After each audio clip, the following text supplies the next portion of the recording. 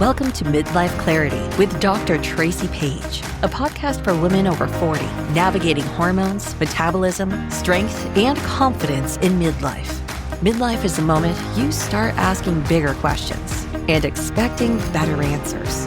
This is where we stop minimizing symptoms, dismissing perimenopause and menopause changes, second-guessing ourselves, and accepting this is just how it is. Instead, we get informed. We get curious. We get clear. Because midlife isn't about hot flashes or hormone shifts. It's about energy, strength, metabolism, relationships, identity, purpose, healthy aging. On this podcast, Dr. Tracy Page blends evidence-based medical insight with honest conversations to help you understand what's happening in your body, support your hormones, strengthen your metabolism, and build lasting confidence in this next chapter. You deserve clarity about your health, and clarity changes everything. Here's Dr. Tracy Page. Hi, welcome to the podcast. I'm really glad you're here. And for those of you who don't know me, I'm Dr. Tracy Page. I'm a functional medicine physician, and I'm passionate about helping women expand their education and knowledge and really understanding how to age well. So today's topic is what no one tells women about perimenopause, hormones, and midlife health. So we're really going to focus on perimenopause today because it leads to menopause. And a lot of symptoms happen people don't recognize.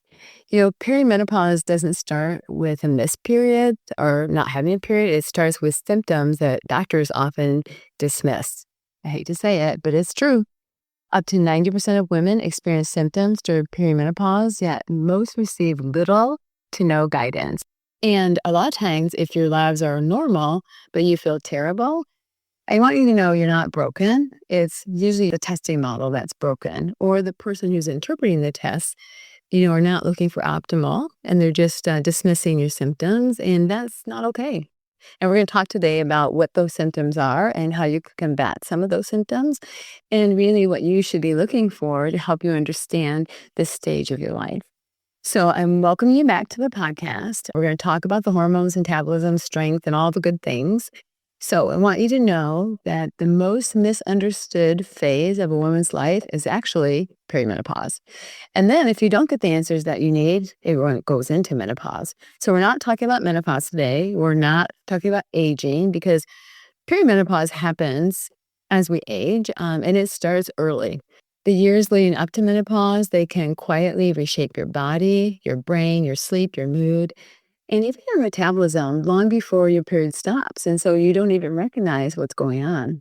A lot of women are frustrated because no one tells women that this phase often begins much earlier than expected and feels nothing like we're taught. I mean, it begins really early as your 30s. So I want you to know your symptoms are real. They are biological. And most importantly, they're treatable. And I want you to hear that. Your symptoms are treatable. And it doesn't mean you're going to get cancer. It doesn't mean that you have to take a bunch of pills. It doesn't mean that there's something just wrong with you. These are treatable symptoms that we're just not getting education on. And today I want to create some clarity around perimenopause. So what is actually perimenopause?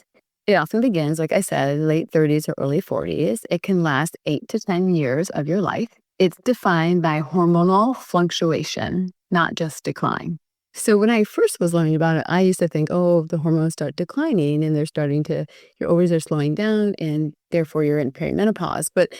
Some of that is true, but really the big take-home message during perimenopause is the fluctuation of hormones, which is what makes us feel so not like ourselves. And perimenopause ends 12 months after your final period, which you then enter to menopause. And we'll have lots of talking about that. So most women are shocked to learn that they can be perimenopausal while they're still having a cycle. They just think everything is going well. I think there's a lot more education now in the world about hormones and perimenopause. So some of the stuff I might be telling you may already know. But I'd encourage you to keep listening because there are some good things here about some action items that you can do and maybe some symptoms you didn't even recognize that are part of your hormonal fluctuations. So let's just talk about the biology. We have estrogen, which is our main female hormone, and we have also progesterone. And those are probably the two biggest ones in perimenopause. Testosterone is going to come into play later on. And all three of those hormones are made in your ovaries. They're also made in your adrenal glands. And estrogen and progesterone are the ones that become so erratic during perimenopause.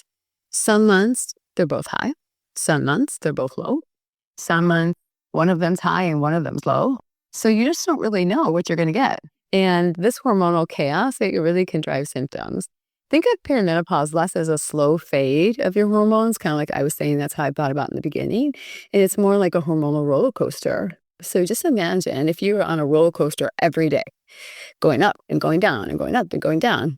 Just like you can imagine, you're not going to feel too good. And that's what I see in my clinic every day. When we come in and we're just going to talk about some of the things I hear, and some of the things I see. So many symptoms, I want you to know, are neurological and metabolic. So they're not just reproductive. And that's why I think women get kind of caught, is because they don't recognize that these neurological and metabolic symptoms are actually perimenopause. They're going to think, oh, I have like a gut problem, or I have a brain problem, or they think maybe I have anxiety, or they'll think I have diabetes, or my thyroid's off, or my iron's off. Like they associate all these symptoms with different things, not realizing that these are all signs and symptoms of perimenopause. So let's just talk about some of those. So let's start with emotional and cognitive symptoms that you can develop during perimenopause. So anxiety is a big one, or panic attacks. Often it's a new onset. All of a sudden, my patients are feeling anxious. You might be feeling it too. Like all of a sudden you're like, oh, things are really bothering me. Or I had my first panic attack. I never had panic attacks. Like my patients have told me this. Like all of a sudden it just comes on and I see it. And that's usually because their progesterone is going down quite a bit. It's our calming hormone, and they might lose it for a little while, and then it might come up and they might feel better. And when you're on a hormonal roller coaster, irritability is a big one I see. I also see low mood, loss of confidence. That's a big one. And that has a lot to do with testosterone as well. All of a sudden, women lose their confidence and they're like, I don't know who I am, and I don't feel as, strong, and my motivation's in the tank, and my drive to get things done is just nowhere to be found, and my libido's gone. They'll have brain fog, and they'll also have memory lapses. So those are all kind of the emotional, cognitive things I see, because estrogen plays a huge role in serotonin, which is a neurotransmitter. It's inhibitory. It's a relaxing neurotransmitter. Estrogen plays a huge role in dopamine, which helps with our memory and our brain function and makes us happy, kind of like that dopamine hit we've heard of. And then also our cognitive function, estrogen plays a huge role. The other symptoms I see patients come in with in perimenopause that they don't always recognize are related to their hormonal shifts and fluctuations is sleep disturbance. It's actually one of the earliest signs. They have trouble falling asleep. Waking at 2 or 4 a.m. is very common when your hormones are fluctuating, especially estrogen. Night sweats, but not always. So that's more of an estrogen that can happen when progesterone starts to drop. And non-restorative sleep. So they might go to bed on time and they might be in bed for 8 hours, but they don't feel rested when they get out of bed. Progesterone decline really does reduce natural calming, so that anxiety we were talking about earlier. And progesterone really helps with sleep promotion. And then that early morning awakening, you can see changes when estrogen starts to change and fluctuate too. Now, this one usually gets women into my office because they start gaining weight. So they see metabolic changes, even with unchanged habits. This is a hard one. I experienced this one myself, weight gain, especially around the abdomen. I remember the first time I reached down to pick something up was sitting, and I felt something on my thigh. And I was like, what is that? It was my tummy. And I had never really held weight in my tummy, but it just came on so quickly that I didn't even realize it until I did. And especially as a physician, again, that time I was wearing scrubs quite a bit. So scrubs are very forgiving. So you don't even realize that you're putting on weight until you actually put on clothes, or something like that happens where you're kind of forced to identify the fact that you've gained weight. Increased hunger, cravings for things happens during this hormonal fluctuation, reduced energy, and a lot of blood sugar instability, which really affects energy and brain function. So one minute you're feeling really great, and the next minute you crash and burn. And I see that a lot because estrogen affects insulin sensitivity and fat distribution and blood sugar regulation, that we don't realize that these are actually signs of perimenopause. The other things that my patients a lot of times will come in with is physical symptoms like headaches or migraines, joint pain. And this one is really interesting. I can't tell you how many women have come to me with body pain, and I put them on progesterone because their levels are low. because not every woman needs progesterone, but I put them on progesterone and all their aches and pains go away. A majority of them do, if not all. Because we have a receptor in our every joint for progesterone. And so without that, we actually hurt worse. And then also too, if they're really low in testosterone, they'll have body aches and muscle aches and pains because testosterone is a huge pain reliever in the body. And we're going to talk more about testosterone's role in women, but I will tell you when your hormones are fluctuating, definitely body pain and joint pain is a big one. I also patients complain of and see breast tenderness, bloating, and that's where they think they have GI problems, something they ate, but it really is just hormonal fluctuation. They'll have cycle irregularity, so all of a sudden their cycles will start changing. There will be more time between their periods. There'll be less time. Sometimes they'll have 2 periods in a month. And then they'll also notice a change in their bleeding. It will get heavier or lighter depending on their hormonal fluctuation. So I want to share an important statistic with you. The research has been done about this time in our life, and that up to 90% of women experience symptoms of perimenopause, yet they don't connect them to hormones, like 90%. And what's even worse is they're not identified by the patient, but more importantly, by the physician treating them. So today I want to arm you with education about what you need to be talking to your physician about and ask to have your hormones checked. Now I do know that when you get a blood test, it's a point in time. I like the Dutch test. It's a great test for looking at the metabolism of hormones. It's capital DUTCH. It's by Precision Analytics. It's a great hormone test because it looks at the metabolites and it looks at urine samples over time, so 24 hours. So we're not just seeing one point in time we draw your blood. But if you can't get that test, just ask for a blood test because if your levels are low, they're low. And especially in perimenopause, we want to get them in the second half of your cycle, which is called the luteal phase. So if your period starts on day 1, you want to count out 14 days. Most women who are 28-day cycle, they'll ovulate on day 14. And then they could have their labs checked on day 19, 20, or 21.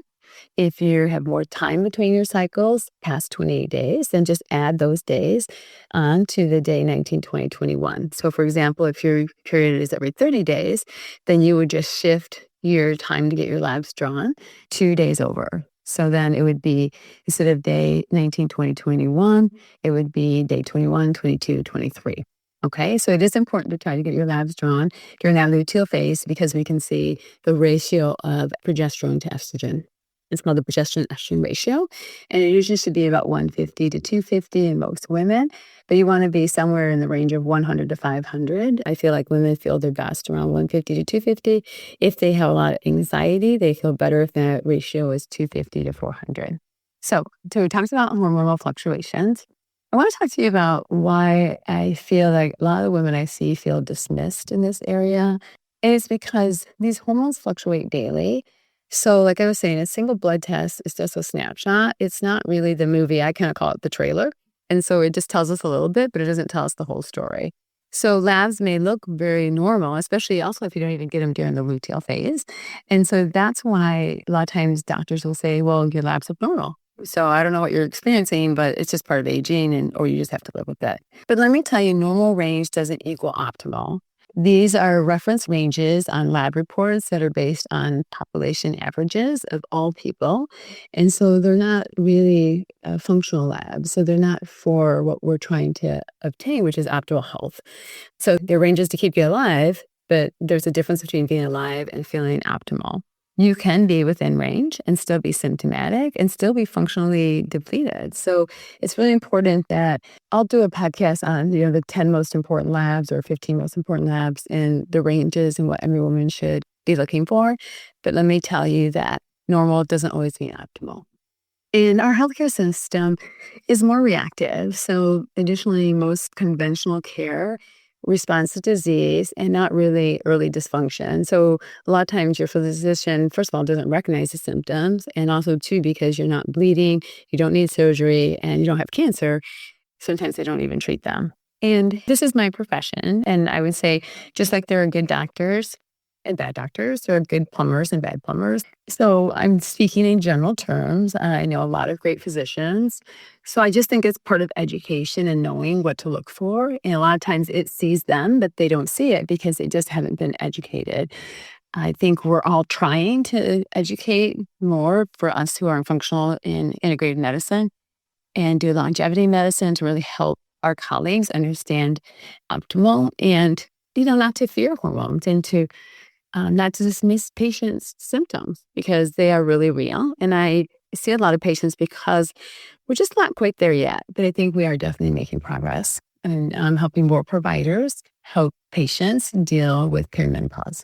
So what I do see though still is women are told, you're just stressed, you're getting older, everything looks fine, you're anxious, you're just depressed, you need to lose weight. That's funny. There's a lot of things. And so women are feeling dismissed. You may be feeling this too, which actually sometimes being dismissed can be more distressing than the symptoms themselves. So I would say if you do recognize any of these that I've mentioned, be your own advocate and you don't have to people please here and you can speak up for yourself and reach out if you have questions. So let's talk about what actually helps during this time, which can be empowering. And I'm hopefully going to make it not overwhelming, but to kind of help you about some of those key things that are happening.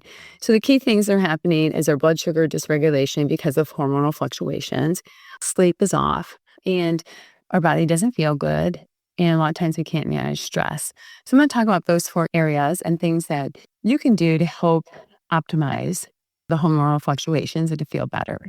So when it comes to blood sugar stabilization, it's important to realize that blood sugar swings worsen. And so when they do, you have mood instability, you'll have anxiety, you might feel fatigued, especially after eating a meal, cravings. We could eat and then, 30 minutes later, you're hungry again, weight gain and sleep issues.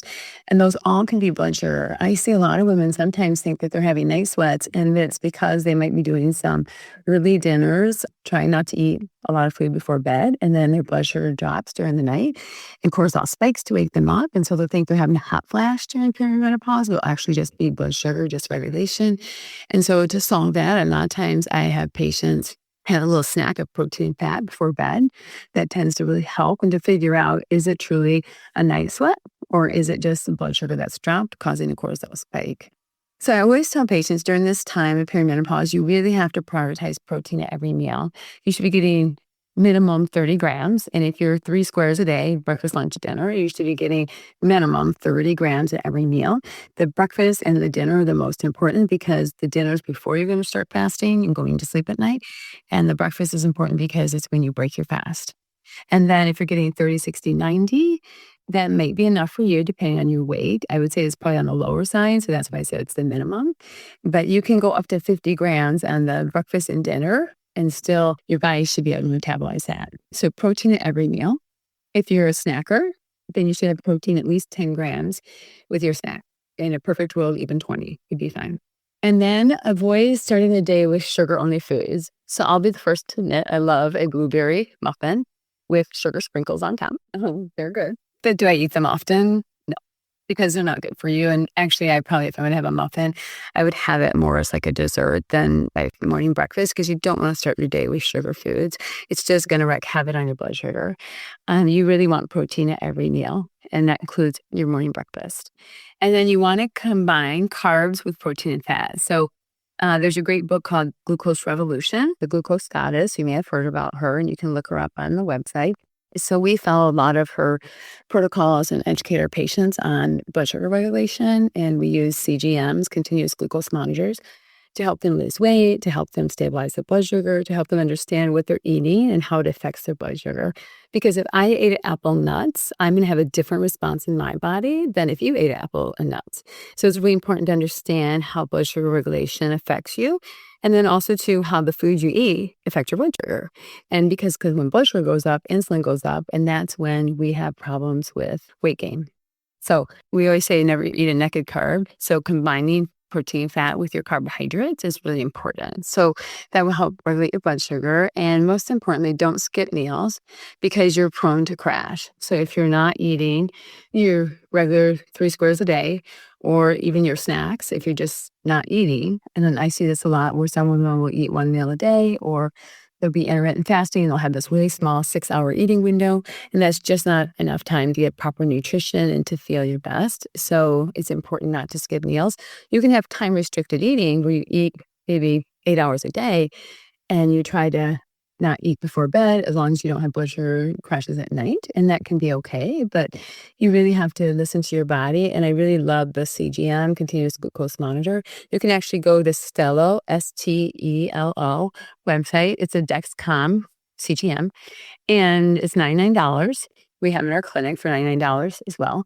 And you get 2 monitors, and we give you like a 4-week protocol. So the first 2 weeks, you want to make sure that you're curious and you eat all the foods so you can see exactly what's happening to your blood sugar. And then the second 2 weeks, you actually try to, manipulate your meals and adjust your meals so that you're getting protein, carbs, and fat.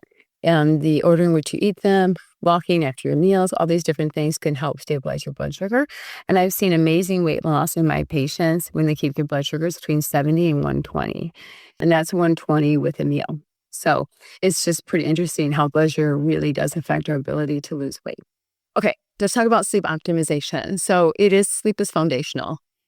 I just giggle a little bit because when I met my now husband, after we started dating, we're spending a lot of time together, and I noticed my sleep was getting a little bit disrupted. And we did this little pyramid where we had to write down our 4 foundational things. And so, not surprisingly, my foundational one was sleep. Sleep is my foundation. He reminds me of that now when I don't always follow my own rules. I stay up a little bit too late, but sleep is foundational because it affects every part of our body. So consistent bedtimes and wake time is really important to help manage sleep. Reducing evening light exposure. If you can't be without having light at night, getting blue light blocking glasses is really great so that you still produce melatonin and still feel that you need to fall asleep. Limiting alcohol, because alcohol actually disrupts our sleep architecture and we don't even realize it. Keeping your room cool. So we keep our room nice and cool and get under the covers. We tend to sleep better. Because we can't regulate our temperature as well when our hormones are fluctuating. And then really kind of having a sleep ritual before bed. So kind of think about your luggage. When you walk into the bedroom, you should really leave all your luggage at the door and come in, and that should be a place for you to calm, rest, rejuvenate, restore. Read a book, relax, listen to some music or white noise. I really don't love TV in the bedroom just because of the blue lights and how it affects melatonin production. But really, you just want to leave everything at the door. So having some type of nighttime ritual is really helpful when you're trying to get to sleep. And then the other thing, there's 2 more things important for this time, and that's strength training is the third one. And it really should be a non-negotiable for midlife. If you say, hey, I'm a walker, I love to walk, I tell my patients, get a walking vest, a weighted walking vest, and just put those weights on because you'll still build muscle. You'll still develop muscle and strength. And also, too, that muscle benefits us in so many ways. Preserving muscle mass is so important for metabolic health. For longevity, it improves insulin sensitivity, it supports bone density, because we're going to have a whole discussion about bone density. It boosts metabolism, it improves how you feel when you take your clothes off. Like, if you like to strength train, having firm muscles feels much better. And as the older we get, gravity is just not our friend, no matter how you slice it. So for me, muscle is metabolic armor for midlife and beyond. And no better time to start now. So there's a couple of things I have found to be helpful. I make sure I have equipment at home so that way it becomes a little bit more accessible. Keep it simple. I used to be one of those people who had to do everything, work out for an hour, like sometimes just 20 minutes. And just doing some of the basics, squats, lunges, some bicep curls, some push-ups, some shoulder presses. Like it doesn't have to be complicated. I think sometimes we make it too complicated. Or find a really good YouTube video and follow that. Heather Robertson's videos are really good. She has by time, by body part, by exercise. So just find what you like. But the most important thing is you have to like it because you won't do it if you don't. But make sure there's some resistance training involved. And then stress regulation. We've been talking a little bit about stress throughout this whole thing. So we all have different ways to manage our stress. You want to get outside, do some breath work, close the office door, get in your car, find a quiet space and just do some deep breathings. There's that, you can inhale for 4, hold for 5, exhale for 6. 4, 5, 6 is kind of how I like to remember it. So really great for just calming you, getting you into that parasympathetic state where you're more relaxing, finding something that feels mindful, whether it's meditation, whether it's reading, just a way to kind of bring you down during stressful times. And then, we all need boundaries. So I said in the beginning of the podcast, don't be afraid to not be a people pleaser. Don't be afraid to speak your mind and to be authentic. So creating boundaries really helps to deal with stress and reduce overload. So don't be afraid, because stress does affect our body, and we're going to dive deep into how much that affects us more than we realize. Okay, so when appropriate, not everyone, but some people during perimenopause, they are going to need hormone therapy because it can be life-changing. I mean, I see women put them on progesterone during perimenopause, and their sleep improves, their mood improves, their weight goes down, they have less brain fog, their quality of life improved, even hot flashes get better. So typically during perimenopause, progesterone is the first hormone that we tend to replace. And you can have progesterone orally in a capsule. You can have it in a troche that goes underneath your tongue and melts. You can have it in a sustained release capsule. So it can happen in cream. So there's 4 different ways to get progesterone, and you can talk to your healthcare provider, because there's not one size that fits all, and it is important to check levels, and it requires an individual assessment. So this is just, again, not medical guidance and telling you what to do, but just giving you clarity on what's out there and what's available to you. And you should always discuss the risk and benefits with your provider. But I feel like it's a very good hormone to help women really feel better during perimenopause. So most importantly, I want you to know that this happens to all of us. And like I said before, death, taxes, perimenopause, menopause, you just can't get around it. It's happening. Millions of women are navigating this, often silently, so you're not alone. And a lot of times we don't talk about it. There's a lot of shame around it because people make us feel like you should be able to handle this, or something's wrong with you, or other women are fine, so it's just me. But I will tell you, more women than not are experiencing the exact same thing. So please know the symptoms that you're having are real, and that you do need to talk to them with your healthcare provider. And you do definitely need to pay attention to them and treat them, because they are treatable. And remember mostly that perimenopause and menopause, again, is not decline. It's really just a time that your body's talking to you, your body's shifting, and you need new strategies to help you understand this and deal with this and to treat this. This information is really here to help you and to support you and give you tools so you can feel strong and clear and vibrant through this time and not be afraid of all those changes in the body.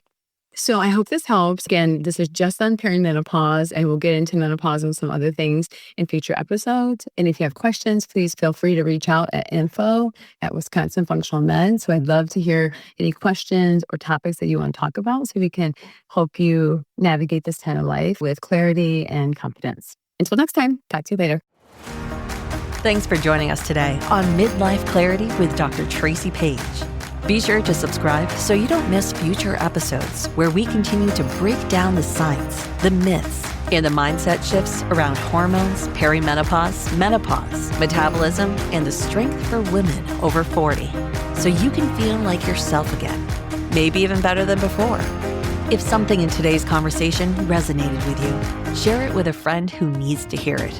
Midlife health becomes easier when we stop whispering about hormone changes and start having informed, honest conversations. Before we go, a quick reminder. The information shared on this podcast is for educational purposes only and is not intended as medical advice. It does not replace a consultation with your own physician or qualified healthcare provider. Always seek professional medical guidance regarding your personal health concerns. Until next time, stay curious, stay informed, and remember, clarity changes everything.